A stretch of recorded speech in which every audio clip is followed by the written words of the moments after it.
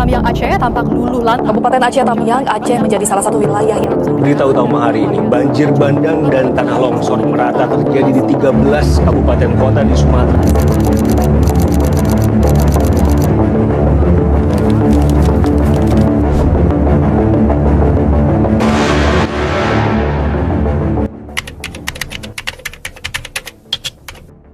Diskusi kita hari ini fokus pada bencana banjir besar di beberapa wilayah Sumatera.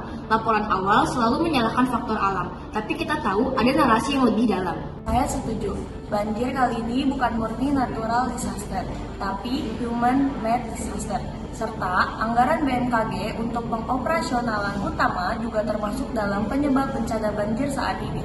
Data ini menunjukkan curah hujan tidak terlalu ekstrim, namun daya serap tanah di hulu nyaris nol. Kami menduga kuat ini akibat masifnya deforestasi ilegal yang berkedok izin HGU atau hak guna usaha atau bahkan di bawah tangan oknum. Saksi mata di lokasi banyak menyebut isi banjir itu kayu-kayu gelondongan yang masih baru, bukan hanya lumpur.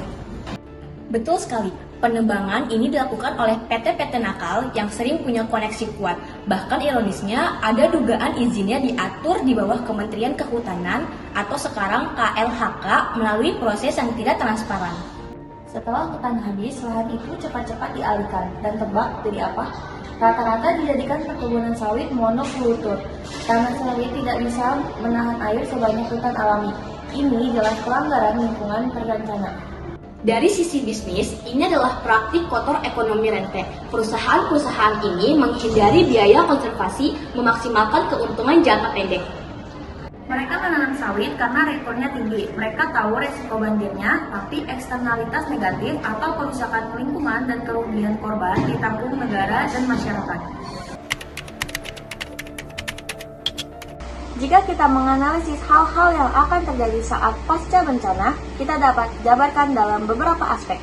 Yang pertama, kerusakan infrastruktural, yaitu banjir menyebabkan hancurnya akses jalan dan jembatan yang merupakan urat nadi distribusi logistik dan ekonomi antar wilayah. Lalu pada sektor pertanian, penggundulan hutan yang memicu banjir merusak lahan pertanian warga, yang kemudian menyebabkan gagal panen dan memutus rantai pendapatan petani lokal.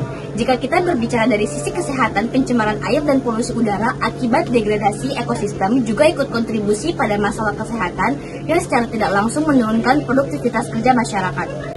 Dan yang paling krusial, hutan berperan sebagai penyerap karbon dengan nilai ekonomi yang tinggi di masa depan dan eksploitasi secara masif melalui penggundulan hutan, berarti Indonesia kehilangan potensi pendapat dari perdagangan karbon atau carbon trade. Tentu hal tersebut memicu desakan kuat dari masyarakat untuk menghentikan izin pembukaan lahan baik tambang maupun sawit karena dianggap sebagai penyebab utama banjir bandang. Banyak masyarakat lokal kehilangan mata pencaharian, utama yang bergantung pada hasil hutan non-kayu yang memicu kemiskinan baru dan juga konflik sosial. Jika kita meniru pada ekonomi berkelanjutan, deforestasi yang terjadi menghilangkan potensi ekonomi dari sumber daya genetik dan obat-obatan alami yang belum sempat dikelola secara ilmiah. Sen, singkat aja nih, sebenarnya siapa sih yang harus bertanggung jawab soal banjir besar di Sumatera ini? Kalau ini bisa tanya ke Putri, dia banyak data dan banyak tahu. Yang harus bertanggung jawab pertama pemerintah, karena pemerintah sudah memberikan izin kepada lebih dari 1.000 perusahaan di 3 provinsi di Sumatera tersebut. Dan yang kedua tentu perusahaan-perusahaan itu, karena mereka sudah menggugat hutan. Dan sebagian dari perusahaan-perusahaan itu terafiliasi dengan para politikus di Jakarta. Terus ada cerita nggak Mbak, kenapa kok pemerintah ini nggak fast response menangani peristiwa ini? Kalau soal itu kita tanya ke Husain Abri. Seperti biasa, ada jeda informasi yang sampai ke Presiden, lalu juga pemerintah mengabaikan peringatan dari BMKG. Selengkapnya bisa nonton di Bocoros Politik di YouTube Tempo.com. Jika kita menyaksikan video sebelumnya, ini menjadi tanda tanya besar. Mengapa pemerintah sampai saat ini belum juga menetapkan banjir di Sumatera ini sebagai bencana nasional? Apakah pemerintah pusat memiliki ketakutan tersendiri mengenai dampak yang timbul jika kasus ini ditetapkan sebagai bencana nasional? Di saat pemerintah tak kunjung menetapkan status bencana nasional, terjadi banyak perbincangan di kalangan masyarakat luas mengenai tindakan pemerintah mengenai kasus banjir di Sumatera ini. Mulai dari adanya gubernur provinsi lain yang rela datang ke Sumatera, padahal daerahnya sedang ditimpa musibah banjir juga. Kemudian terdapat juga salah satu bupati yang malah kampanye berlebihan mengenai presiden di hadapan korban bencana. Lalu ada juga bupati yang menyerah menangani bencana, namun ia dan keluarganya pergi ibadah umroh sekeluarga. Belum lagi ada salah satu menteri yang hanya sekedar melakukan pencitraan, Padahal ialah yang membuat kebijakan-kebijakan yang membuat Allah menjadi murka. ditambah dengan anggota dewan dengan gimmicknya di daerah bencana, hingga statement-statement pemerintah yang memicu amarah publik karena pemerintah menganggap bencana itu hanya terlihat mencekam di media sosial saja.